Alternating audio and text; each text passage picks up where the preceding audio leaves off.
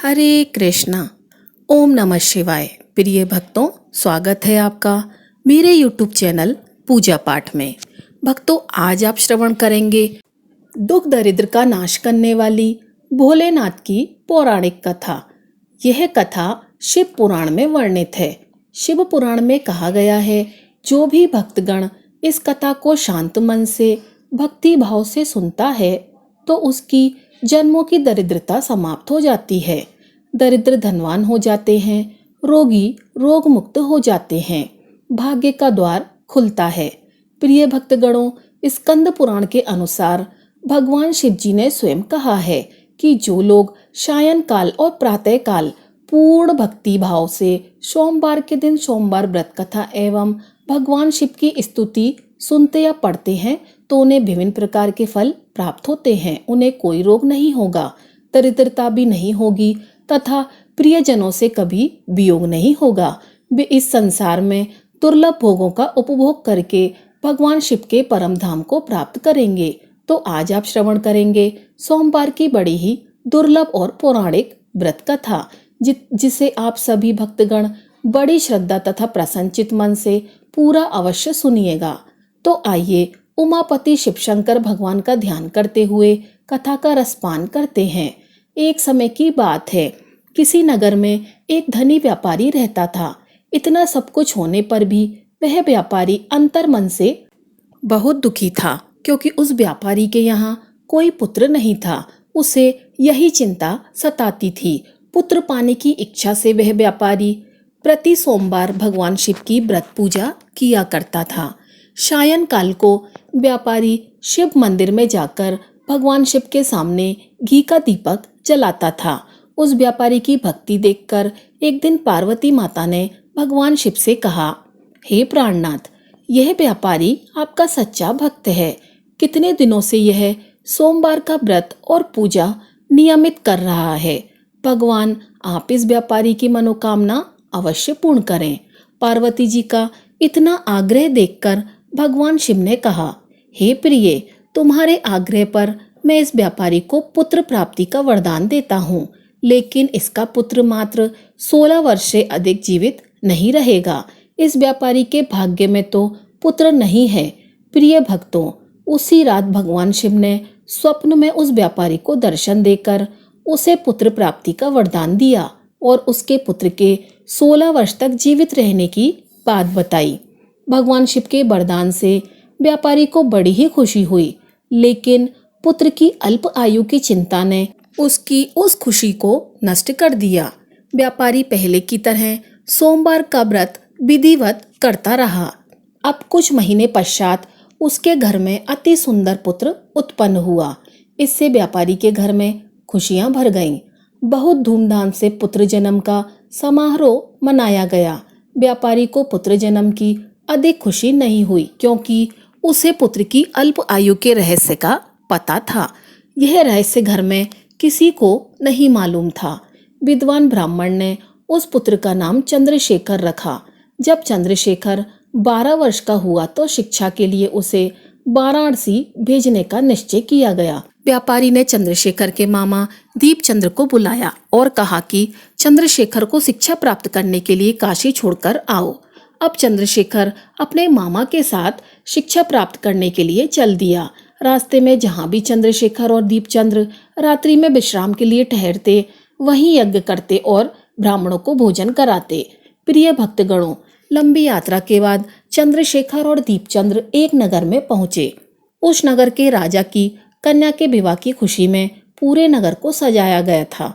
निश्चित समय पर बारात आ गई, लेकिन वर का पिता अपने बेटे की एक आंख से काना होने के कारण बहुत चिंतित था। उसे इस बात का भय सता रहा था कि राजा को इस बात का पता चलने पर कहीं वह विवाह से इनकार ना कर दे, इससे उसकी बदनामी होगी। वर के पिता ने चंद्रशेखर को देखा तो उसके मस्तिष्क में एक विचार आया। उसने सोचा, क्यों ना इस लड़के को दूल्हा बनाकर राजकुमारी से विवाह करा दूं। विवाह के बाद इसको धन देकर विदा कर दूंगा और राजकुमारी को अपने नगर ले जाऊंगा। वर के पिता ने इसी संबंध में चंद्रशेखर और दीपचंद से बात की। दीपचंद ने धन मिलने के लालच में वर के पिता की बात स्वीकार कर ली। चंद्रशेखर को दूल्हे के वस्त्र पहनाकर राजकुमारी चंद्रिका से विवाह करा दिया गया। राजा ने बहुत सा धन देकर राजकुमारी को विदा किया। चंद्रशेखर जब लौट रहा था तो सच नहीं छिपा सका और उसने राजकुमारी की ओढ़नी पर लिख दिया कि राजकुमारी चंद्रिका, तुम्हारा विवाह तो मेरे साथ हुआ था। मैं तो वाराणसी में शिक्षा प्राप्त करने के लिए जा रहा हूँ। अब तुम्हें जिस युवक की पत्नी बनना पड़ेगा वह कान्हा है। जब राजकुमारी ने अपनी ओढ़नी पर लिखा हुआ पढ़ा तो उसने काने लड़के के साथ जाने से इनकार कर दिया। राजा ने सब बातें जानकर राजकुमारी को महल में रख लिया। उधर चंद्रशेखर अपने मामा दीपचंद के साथ वाराणसी पहुंच गया। चंद्रशेखर ने गुरुकुल में पढ़ना शुरू कर दिया। अब चंद्रशेखर की आयु 16 वर्ष पूरी हुई तो उसने एक यज्ञ किया। यज्ञ की समाप्ति पर ब्राह्मणों को भोजन कराया और खूब अन्न वस्त्र दान किए। रात को चंद्रशेखर अपने शयन कक्ष में सोने गया। शिवजी के वरदान के अनुसार शयन अवस्था में ही चंद्रशेखर के प्राण पखेरु उड़ गए। सूर्योदय होने पर मामा चंद्रशेखर को मृत देखकर रोने पीटने लगे। आसपास के लोग भी एकत्रित होकर दुख प्रकट करने लगे। अब देखिए, उस दिन सोमवार का व्रत था और मामा के रोने बिलाप करने के स्वर समीप से गुजरते हुए भगवान शिव और माता पार्वती ने भी सुने। पार्वती जी ने भगवान शिव से कहा, प्राणनाथ, मुझसे इसके रोने के स्वर सहन नहीं हो रहे हैं। आप इस व्यक्ति के कष्ट को अवश्य दूर करें। भगवान शिव ने पार्वती जी के साथ अदृश्य रूप में समीप जाकर चंद्रशेखर को देखा तो पार्वती जी से बोले, पार्वती जी, यह तो उसी व्यापारी का पुत्र है। मैंने इसे 16 वर्ष की आयु का वरदान दिया था। इसकी आयु तो पूरी हो गई। पार्वती जी ने फिर भगवान शिव से निवेदन किया, हे प्राणनाथ, आप इस लड़के को जीवित करें, नहीं तो इसके माता पिता पुत्र की मृत्यु के कारण रो रो कर अपने प्राण का त्याग कर देंगे। इस लड़के का पिता तो आपका परम भक्त है। वर्ष से सोमवार का व्रत करते हुए आपको भोग लगा रहा है। पार्वती जी के आग्रह करने पर भगवान शिव ने उस लड़के को जीवित रहने का वरदान दिया और कुछ ही पल में वह जीवित होकर उठ बैठा। शिक्षा प्राप्त करके चंद्रशेखर मामा के साथ अपने नगर की ओर चल दिया। दोनों चलते चलते उसी नगर में पहुंचे जहां चंद्रशेखर का विवाह हुआ था। उसी नगर में भी चंद्रशेखर ने यज्ञ का आयोजन किया। समीप से गुजरते हुए नगर के राजा ने यज्ञ का आयोजन देखा। राजा ने चंद्रशेखर को तुरंत ही पहचान लिया। यज्ञ समाप्त होने पर राजा चंद्रशेखर और उसके मामा को महल में ले गया और कुछ दिन तक उन्हें महल में रखकर बहुत सा धन वस्त्र देकर राजकुमारी के साथ विदा किया। रास्ते में सुरक्षा के लिए राजा ने बहुत से सैनिकों को भी साथ भेजा।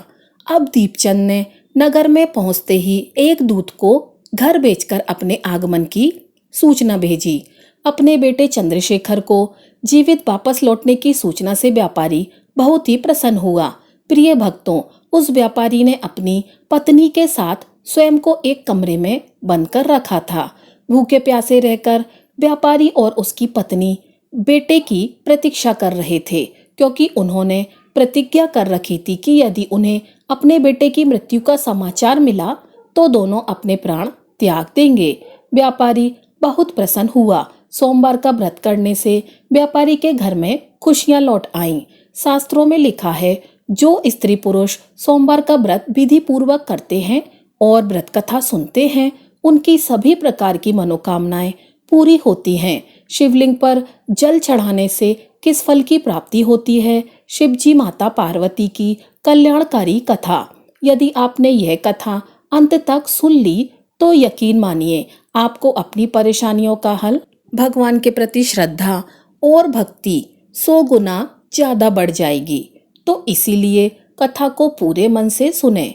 शिव पुराण के अनुसार एक गांव में एक गरीब ब्राह्मण अपनी पत्नी व अपने पुत्र के साथ रहा करता था। उसके पुत्र का नाम सोमदत्त था। वह गरीब बूढ़ा ब्राह्मण नित्य प्रतिदिन शिव जी को जल चढ़ाया करता था और उसकी पत्नी ब्राह्मणी को यह सब बिल्कुल भी पसंद नहीं था। प्रिय भक्तों, दरअसल ब्राह्मणी पहले बहुत पूजा पाठ करती, व्रत उपवास सब कुछ करती थी। इतना कुछ करने के बाद भी उसकी गरीबी दूर नहीं हो रही थी। जब ब्राह्मण जवान था तो कहीं से कथा सुनाकर पूजा पाठ करके दक्षिणा लाता, उसी से उसका गुजारा होता था। फिर भी ब्राह्मणी इस आस में पूजा पाठ करती थी, कभी ना कभी उसकी गरीबी दूर होगी, किंतु उसने पूजा पाठ का कोई फल प्राप्त नहीं किया। अब तो ब्राह्मण बूढ़ा हो गया था, उसमें इतनी शक्ति ही नहीं थी कि वह कहीं गांव-गांव में जाकर कथाएं कराए। वह बीमार रहने लगा, घर में कमाने वाला कोई भी नहीं था। ब्राह्मण का बेटा सोमदत्त गुरुकुल में पढ़ा करता था। अब ब्राह्मणी के घर में खाने के लाले पड़ गए तो वह गुस्से में पूजा पाठ करना छोड़ देती है और ब्राह्मण को भी पूजा पाठ करने से मना करने लगती है और कहती थी कि भोलेनाथ और अन्य देवी देवताओं का पूजा करते करते जवानी से बुढ़ापा आ गया। लेकिन भगवान ने हमारी गरीबी दूर नहीं की, उल्टा अब तो दाने दाने को मोहताज हो गए हैं। अरे मेरी ही मति मारी गई थी कि मैंने दिन रात उपवास व्रत किया, जब तब मैं अपने शरीर को सुखा लिया। अब क्या देंगे तुम्हारे शिव भगवान? तुम शिवलिंग पर जल चढ़ाया करते हो। प्रिय भक्तगणों, ब्राह्मणी की बातों को सुनकर ब्राह्मण कुछ भी नहीं कहता। उसे तो अपने आराध्य भोलेनाथ पर विश्वास था। अब ब्राह्मण का बेटा अपनी शिक्षा पूरी करके गुरुकुल से वापस अपने घर आ गया और अपने माता पिता की सेवा करने लगा। एक दिन की बात है, सोमदत्त शिव मंदिर में अपने पिता के साथ पूजा पाठ कर रहा था और वहीं पर शिव भक्तों को कथा सुनाने लगा। वह कहता है कि जो भक्त भगवान की कथा को सुनते हैं, उनकी मन में जो इच्छा रहती है, भोलेनाथ उनकी मनोकामना पूरी करते हैं। प्रिय भक्तों, सोमदत्त की यह बातें मंदिर में पूजा करने आए उसी राज्य के राजा ने सुन ली और उसे यह बात बहुत ही अच्छी लगी और उसने सोमदत्त को अपने यहाँ राजकुमारी को कथा सुनाने के लिए नौकरी पर रख लिया। अब सोमदत्त प्रतिदिन राजा की लड़की को कथा सुनाने जाया करता था। वहां से दक्षिणा में जो भी मिलता उसमें ही वह अपने परिवार का पालन पोषण करने लगा। इस पर भी ब्राह्मणी खुश नहीं थी। उसने कहा, मुझे अपने बच्चे के भविष्य की चिंता है। हमारा जीवन तो जैसे तैसे कट गया, लेकिन मेरे पुत्र का जीवन अभी बाकी है। हमारे मरने के बाद उसका क्या होगा? हमारी भक्ति पूजा पाठ का फल लगता है कभी नहीं मिलेगा। क्या भोलेनाथ को मेरा दुख दिखाई नहीं देता? मेरा पुत्र राजा के घर से जो कुछ भी लेकर आता है, माना कि उससे हमारे पूरे परिवार का पेट बढ़ जाता है, किंतु और भी आवश्यकताएं कैसे पूरी होंगी? ईश्वर ने अपनी आंखें क्यों बंद कर रखी हैं? क्या मेरे पुत्र को हमारी तरह ही गरीबी में रहना होगा? प्रिय भक्तगणों, ब्राह्मण और ब्राह्मणी की यह करुण पुकार जब माता पार्वती ने सुनी तो उन्होंने शिव जी से कहा, हे देव, हे महेश्वर, आप सर्वज्ञ हैं। आप क्यों इन दोनों की परीक्षा ले रहे हैं? प्रभु, ब्राह्मण आपका परम भक्त है, अब आप उनके दुख का नाश करें। प्रभु, अन्यथा कोई ब्राह्मण ब्राह्मणी आपकी पूजा करना बंद ना कर दें, कहीं उनके मन में आपके प्रति विश्वास समाप्त ना हो जाए।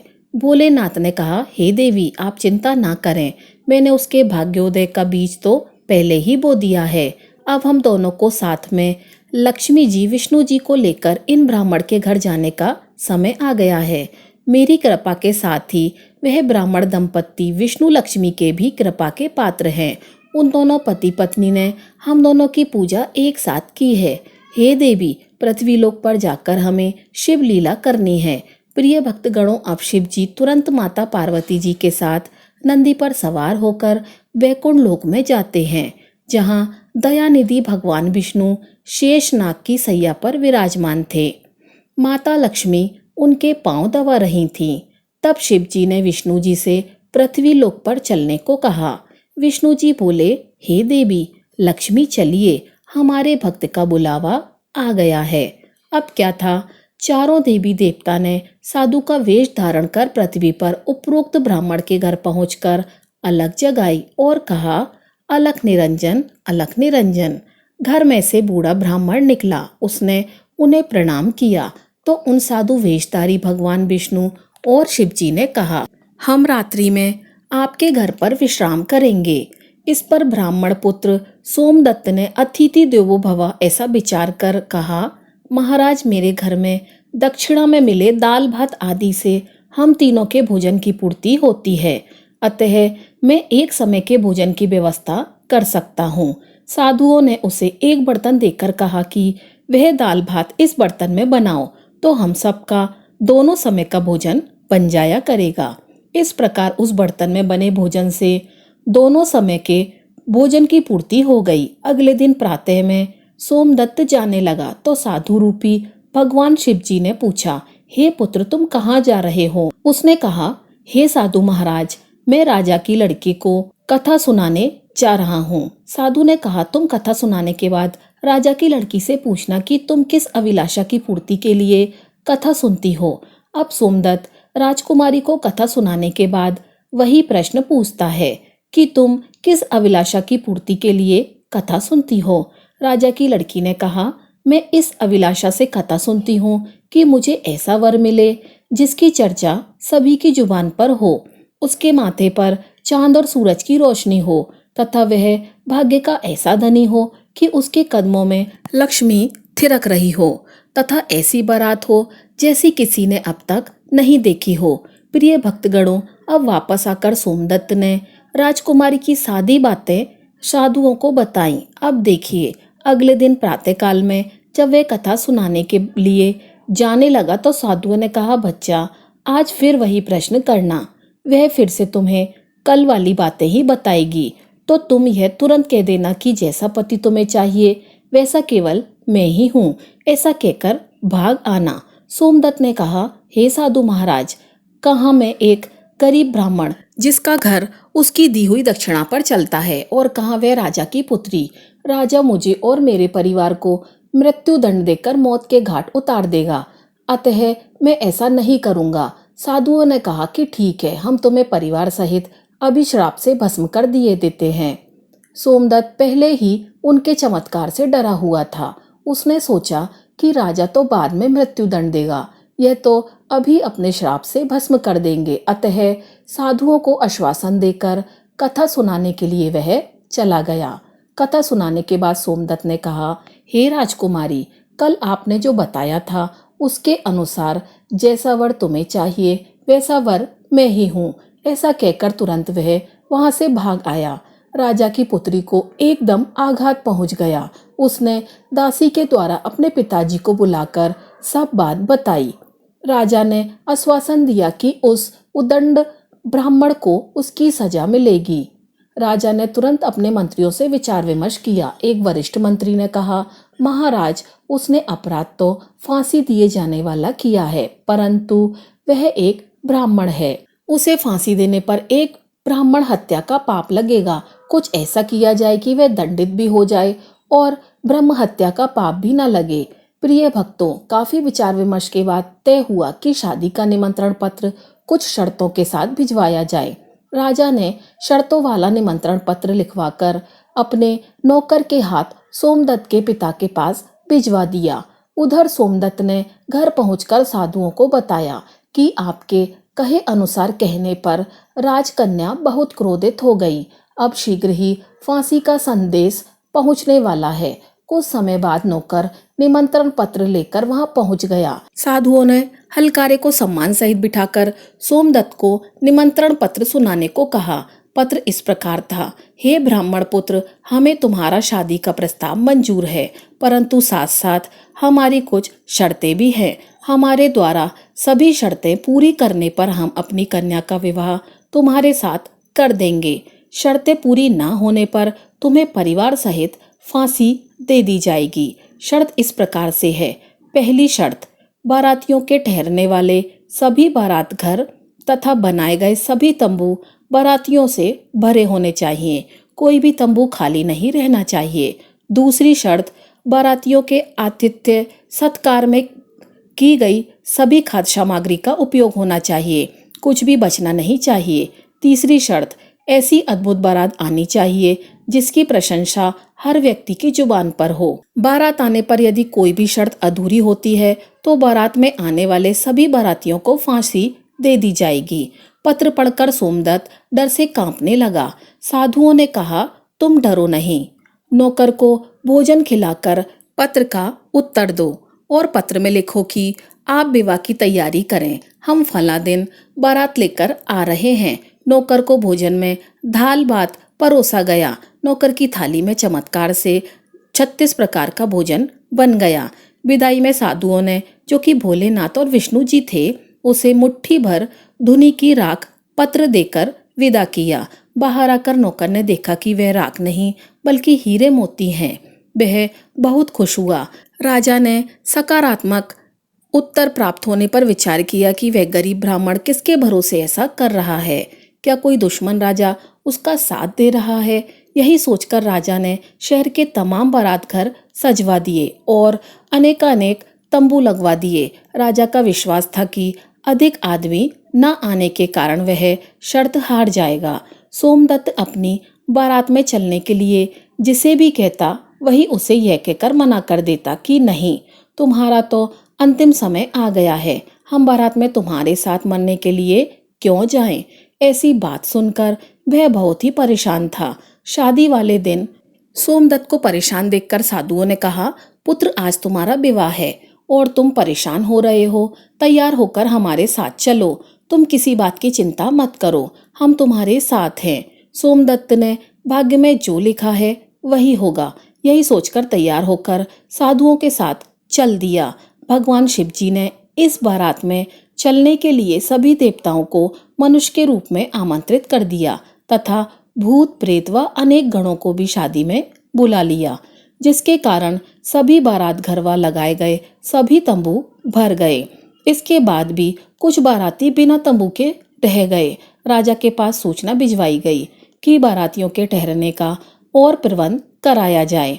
सूचना मिलने पर राजा ने विचार किया कि कहाँ से इतने बाराती आ गए हैं, चलकर देखना चाहिए। राजा तुरंत वहां पहुंचा। राजा को आया देखकर शिव जी ने शुक्र व शनि जी को बच्चे के रूप में बनाकर भूख के कारण रुला दिया। राजा ने 2 बच्चों को रोते हुए देखकर पूछा कि यह बच्चे क्यों रो रहे हैं। साधु बने शिव जी ने कहा, इन्हें भूख लगी है। राजा ने बच्चों को खाना खाने के लिए भेज दिया। कुछ समय बाद राजा के कर्मचारी ने आकर बताया कि महाराज, वे दोनों बच्चे तो सारा का सारा खाना खा गए हैं और फिर भी भूख भूख चिल्ला रहे हैं। ऐसा सुनकर राजा बहुत परेशान हुआ। उसने अपना घमंड त्याग कर साधुओं के सामने नतमस्तक होकर कहा, महाराज, अब मेरी लाज आपके हाथ में है। साधुओं ने कहा, कोई बात नहीं, सब कुछ ठीक हो जाएगा, तुम घर जाकर बारात की अगवानी की तैयारी करो। राजा ने शहर को बहुत ही सुंदर ढंग से सजाया। जगह जगह झालरों से पूरा शहर एक दुल्हन की तरह सजाया गया। सोमदत्त भी विवाह की पोशाक में एक राजकुमार की तरह बहुत सुंदर दिखाई दे रहा था। शाम के समय उसे एक सुंदर रथ में बिठाया गया। रथ के आगे अनेक प्रकार के बैंड बाजे, नगाड़े, बाले झूम रहे थे। दूल्हे के मस्तक पर सेहरे को चांद और सूरज से सजाया गया। बाराती हाथ में मुद्राएं लेकर एक दूसरे पर न्योछावर करके इधर उधर उड़ा रहे थे।